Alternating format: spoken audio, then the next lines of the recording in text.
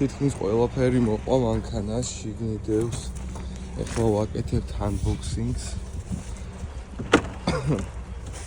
გატოტალების მიზნით სავარაუდოდ დაშალეს აბსოლუტურად ყველაფერი. გაირბაგიც კი არ არის მანქანაზე განახსნელი, მაგრამ სადაზღვეო მოხსნა. პანორამაც კი მოხსნილია და ისე დევს მანქანაში. ნახო ჯერჯერობით ერთ შეხედვით რაც არჩენს არის წინა ფარები, დანარჩენი თითქმის ყველაფერი მოყვა მანქანას.